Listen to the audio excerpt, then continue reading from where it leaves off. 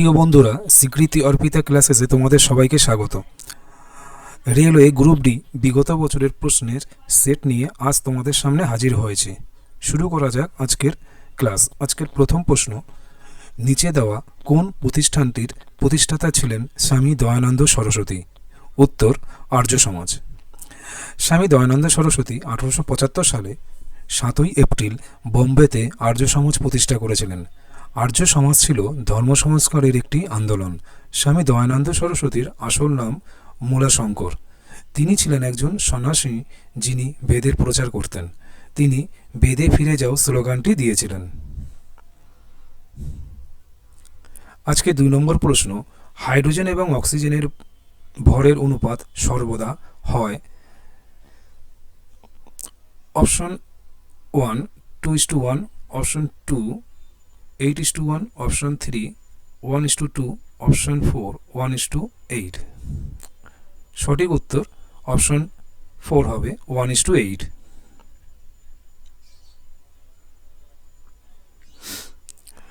জলে হাইড্রোজেন ও অক্সিজেন 2:1 অনুপাতে থাকে। হাইড্রোজেনের 2টি পরমাণু অক্সিজেনের একটি পরমাণুর সঙ্গে মিলে জল উৎপন্ন করে। এক অণু হাইড্রোজেনের ভর 1 গ্রাম এবং এক অণু অক্সিজেনের ভর 16 গ্রাম। অতএব হাইড্রোজেন এবং অক্সিজেনের ভরের অনুপাত 2H এর ভর বাই O এর ভর, মানে অক্সিজেনের ভর। তাহলে হাইড্রোজেনের এক অণু হাইড্রোজেনের ভর হচ্ছে 1, তাহলে 2 × 1/16 = 1/8 = 1:8।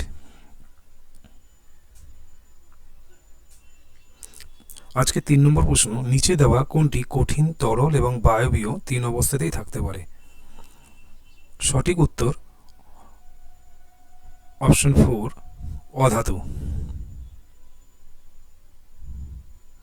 ঘরের তাপমাত্রায় অধাতু কঠিন, তরল বা গ্যাসীয় হতে পারে, তবে তা কোন অবস্থায় থাকবে তা নির্ভর করবে তার উপাদানের উপর।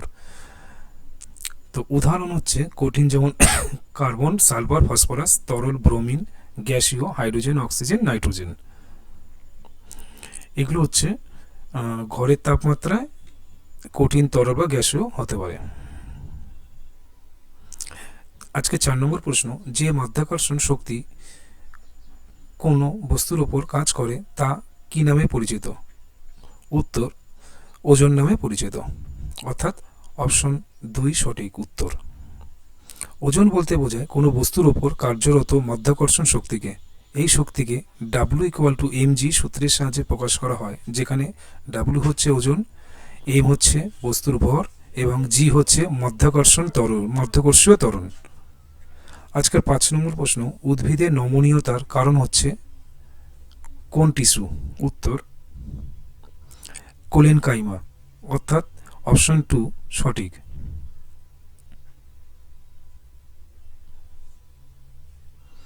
উদ্ভিদের নমনীয়তা কোলেনকাইমা টিস্যুর কারণে হয়। কোলেনকাইমা হলো একটি সরল স্থায়ী কলা। এটি উদ্ভিদের বিভিন্ন অংশে যেমন পাতার ডাঁটা, কাণ্ডের নমনীয়তা প্রদান করে। কোলেনকাইমা টিস্যুর বৈশিষ্ট্যগুলি হলো, এটি জীবন্ত কোষ দিয়ে গঠিত। কোষের দেয়ালে সেলুলোজ, পেকটিন এবং হেমিসেলুলোজের অসম ঘনত্ব থাকে। কোলেনকাইমা টিস্যু উদ্ভিদের যান্ত্রিক ও কাঠামোগত ভারসাম্য এবং স্থিতিস্থাপকতা প্রদান করে। আজকের 6 নম্বর প্রশ্ন, এক অণু ওয়াশিং সোডায় কতগুলি জলীয় অণু উপস্থিত থাকে? উত্তর, 10 অণু জলীয় অণু উপস্থিত থাকে। অর্থাৎ অপশন 1 সঠিক। ওয়াশিং সোডার রাসায়নিক নাম হলো সোডিয়াম কার্বনেট। এর রাসায়নিক ফর্মুলা Na2CO3 10H2O। সুতরাং ওয়াশিং সোডা হলো হাইড্রেটেড সোডিয়াম কার্বনেট লবণ, যাতে 10 অণু স্ফটিক জল থাকে। আজকের 7 নম্বর প্রশ্ন, নিচের কোনটি ভারতীয় সংসদের উচ্চ কক্ষ হিসেবে পরিচিত? উত্তর, রাজ্যসভা। রাজ্যসভা হচ্ছে ভারতীয় সংসদের উচ্চ কক্ষ এবং লোকসভা হচ্ছে নিম্নকক্ষ। রাজ্যসভা হলো স্থায়ী কক্ষ, এটি কখনো ভঙ্গ হয় না। রাজ্যসভার সদস্যদের কার্যকালের মেয়াদ 6 বছর। প্রতি 2 বছর অন্তর 1/3 সদস্য রাজ্যসভা থেকে অবসর গ্রহণ করেন। অন্যদিকে লোকসভার মেয়াদ 5 বছর।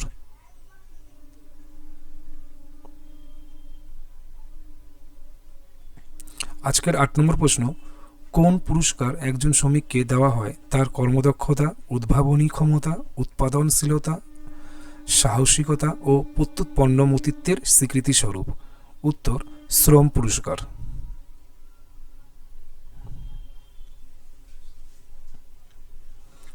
আজকের 9 নম্বর প্রশ্ন, কোন মাধ্যমে শব্দের গতি সবচেয়ে দ্রুত? উত্তর, কঠিন মাধ্যমে।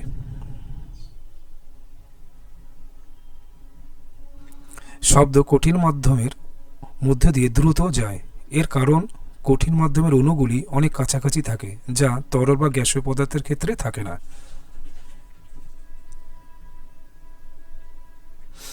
আজকে 10 নম্বর প্রশ্ন, নিম্নলিখিত কোন দেশের উপকূল দীর্ঘতম?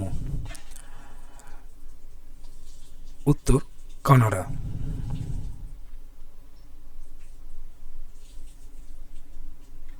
কানাডার উপকূলরেখা বিশ্বের দীর্ঘতম। এর দৈর্ঘ্য প্রায় 2,02,080 কিলোমিটার। কানাডা 3টি মহাসাগর দ্বারা বেষ্টিত। আফ্রিকার দীর্ঘতম উপকূলরেখা রয়েছে সোমালিয়ায়। এর দৈর্ঘ্য প্রায় 3,000 কিলোমিটার। ভারতের দীর্ঘতম উপকূলরেখা রয়েছে গুজরাটে। এর দৈর্ঘ্য প্রায় 1,600 কিলোমিটার। গুজরাটের উপকূলরেখা আরব সাগর বরাবর বিস্তৃত। আজকের 11 নম্বর প্রশ্ন, এক ধরনের প্রজনন পদ্ধতি যাতে উদ্ভিদের এক অংশ একটি পৃথক অস্তিত্ব পায় তা হল? উত্তর, অঙ্গজ জনন। উদ্ভিদের দেহের কোনো অংশ থেকে নতুন উদ্ভিদ জন্ম নেওয়ার প্রক্রিয়াকে অঙ্গজ জনন বলে। এই প্রক্রিয়ায় উদ্ভিদের শেকড়, কাণ্ড, পাতা, কুঁড়ি ইত্যাদি থেকে নতুন উদ্ভিদ জন্ম নেয়। অঙ্গজ জননের ধরন কোনো অঙ্গ রূপান্তরিত হয়ে নতুন উদ্ভিদ জন্ম নেয়। দেহের কোনো অংশ খণ্ডিত হয়ে নতুন উদ্ভিদ জন্ম নেয়।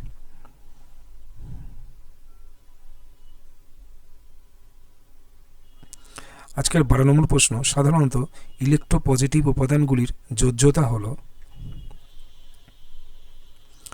অপশন 3 সঠিক উত্তর, 1, 2 এবং 3। ধাতুর ইলেকট্রোপজিটিভ ধর্ম বলতে বোঝায় ধাতু ইলেকট্রন ত্যাগ করে ধনাত্মক আয়নে পরিণত হওয়ার ধর্ম। এই ধরনের ধাতুকে তড়িৎ ধনাত্মক ধাতু বলা হয়। ইলেকট্রোপজিটিভ মৌলগুলির সর্ববহিস্থ কক্ষে অতিরিক্ত ইলেকট্রন থাকে। ইলেকট্রোপজিটিভ ধাতুগুলি হল বেরিলিয়াম, ম্যাগনেসিয়াম, ক্যালসিয়াম ইত্যাদি।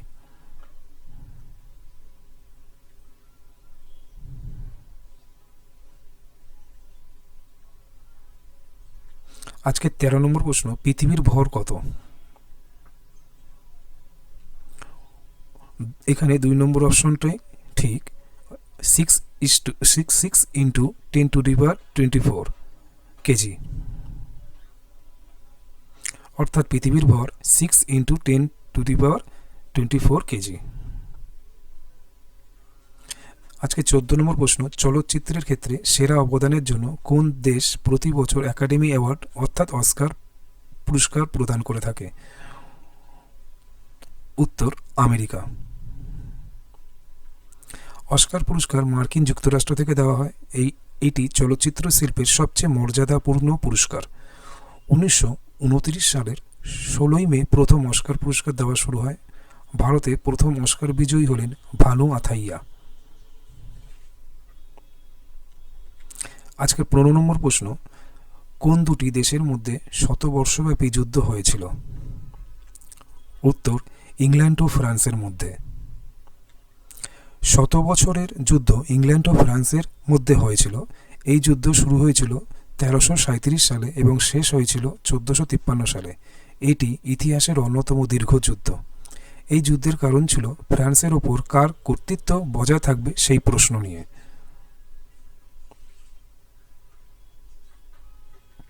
আজকে 16 নম্বর প্রশ্ন, যতক্ষণ কোনো বস্তুর দেহে ভারসাম্যহীন বল প্রয়োগ করা হয় ততক্ষণ কিসের ক্রমাগত পরিবর্তন ঘটে? উত্তর, দ্রুতির পরিবর্তন ঘটে। যদি কোনো বস্তুর উপর ভারসাম্যহীন বল প্রয়োগ করা হয় তাহলে এর দ্রুতি পরিবর্তিত হবে। সেই কারণে কোনো বস্তুর গতি বৃদ্ধি করতে অনিয়ন্ত্রিত বল প্রয়োগ করা হয়। আজকে 17 নম্বর প্রশ্ন, আধুনিক পর্যায় সারণীতে কোন শ্রেণীর মৌলের বহির্কক্ষ সম্পূর্ণ থাকে? উত্তর 18 শ্রেণীর মৌলের বহির্কক্ষ সম্পূর্ণ থাকে।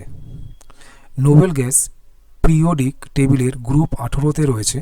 এদের বহিস্থ কক্ষ সম্পূর্ণ থাকে, সেই কারণে এইগুলি রাসায়নিক বিক্রিয়ার ক্ষেত্রে খুব একটা তৎপর নয়। এদের নিষ্ক্রিয় গ্যাসও বলা হয়। এই গোষ্ঠীতে থাকা 6টি নোবেল গ্যাস বা নিষ্ক্রিয় গ্যাস হল helium, neon, argon, krypton, xenon এবং রেডন।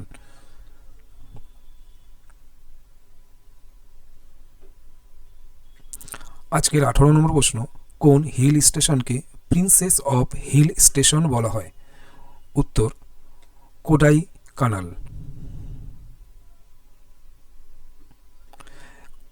কোডাইকানাল ছবির মতো সুন্দর এক শৈল শহর।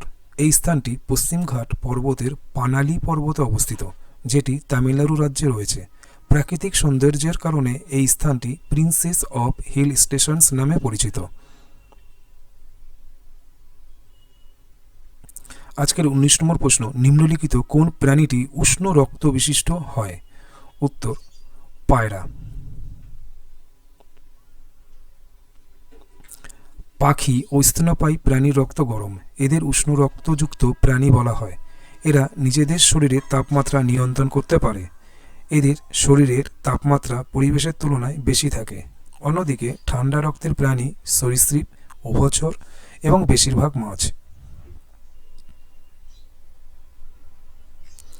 আজকের 20 নম্বর প্রশ্ন, নিম্নলিখিত কোন প্রাণীটি আল্ট্রাসাউন্ড উৎপন্ন করতে পারে? উত্তর ডলফিন। বাদুড়, ইঁদুর, ডলফিন প্রভৃতি প্রাণী আল্ট্রাসাউন্ড উৎপন্ন করতে পারে। আল্ট্রাসাউন্ড হলো শব্দোত্তর তরঙ্গ।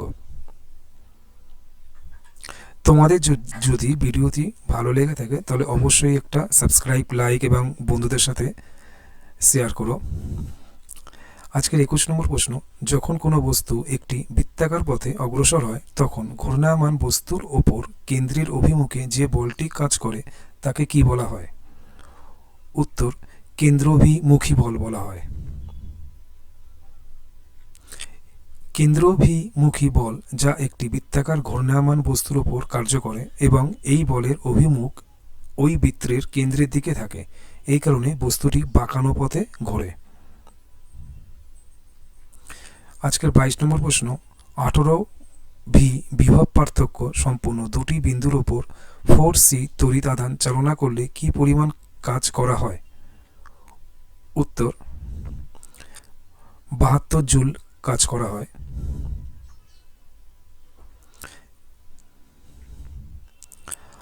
আজকে 23 নম্বর প্রশ্ন, কোন লবণের জলীয় দ্রবণে তার পিএইচ এর মান 7 কম? উত্তর অ্যামোনিয়াম ক্লোরাইড। অ্যামোনিয়াম ক্লোরাইড অর্থাৎ NH4Cl তৈরি হয় অ্যামোনিয়াম হাইড্রোক্সাইড এবং হাইড্রোজেন ক্লোরাইডের বিক্রিয়ার ফলে। যেহেতু HCl একটি শক্তিশালী অ্যাসিড NH OH এর চেয়ে অ্যামোনিয়াম NH4OH এর চেয়ে বেশি শক্তিশালী, যার বেশ দুর্বল জলীয় দ্রবণে, তাই জলীয় দ্রবণে সেটি ভেঙে যায়। এই জলীয় দ্রবণের পিএইচ 4.6 থেকে 6.0 মধ্যে থাকে। আজকে 24 নম্বর প্রশ্ন, নিম্নলিখিত কোন উপাদানটির রাসায়নিক চিহ্ন ল্যাটিন থেকে নেওয়া হয়েছে? উত্তর আয়রন।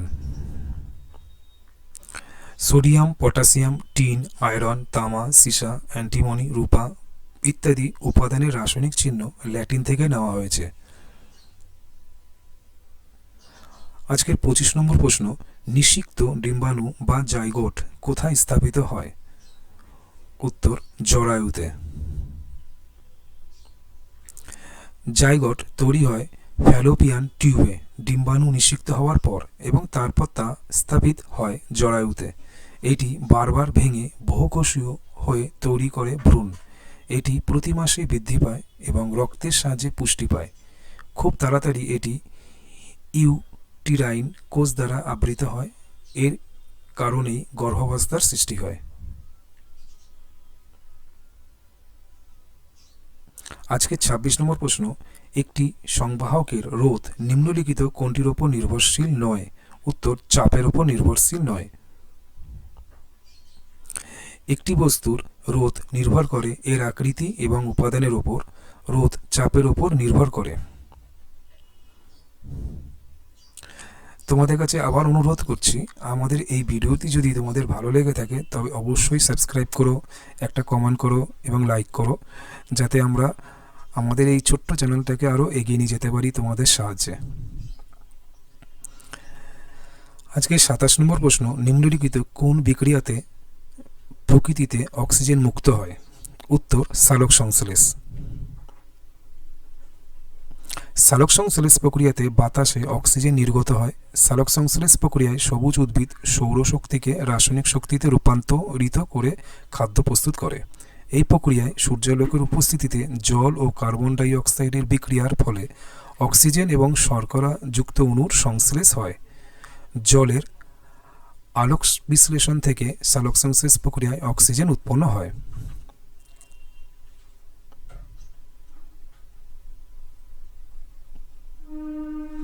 আজকের ২৮ নম্বর প্রশ্ন, নিম্নলিখিত কোন ধাতুটি বাষ্পের সঙ্গে বিক্রিয়ায় ধাতব অক্সাইড এবং হাইড্রোজেন উৎপন্ন করে? উত্তর, অ্যালুমিনিয়াম। সাধারণভাবে ধাতু জলের সঙ্গে বিক্রিয়া করে ধাতব অক্সাইড ও হাইড্রোজেন গ্যাস তৈরি করে। অ্যালুমিনিয়াম, লোহা, জিঙ্ক প্রভৃতি ধাতু ঠান্ডা বা গরম জলের সঙ্গে বিক্রিয়া করে না, কিন্তু তারা বাষ্পের সঙ্গে বিক্রিয়া করে ধাতব অক্সাইড এবং হাইড্রোজেন তৈরি করে। আজকের ২৯ নম্বর প্রশ্ন, নিম্নলিখিত কোনটি নিউটনের তৃতীয় গতিসূত্রের উদাহরণ?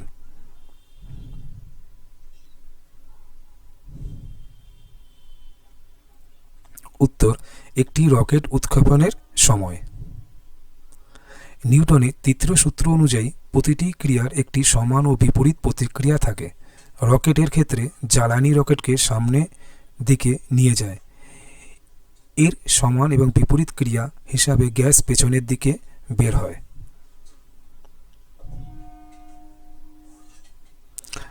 আজকের শেষ এবং ৩০ নম্বর প্রশ্ন, ভারতের প্রথম কোন শহরে রোবট দ্বারা ট্রাফিক নিয়ন্ত্রণ করা হচ্ছে? উত্তর, ইন্দোর। ভিডিওটি দেখার জন্য তোমাদের অসংখ্য ধন্যবাদ এবং একটি সাবস্ক্রাইব করে আমাদের পাশে তোমরা থেকো।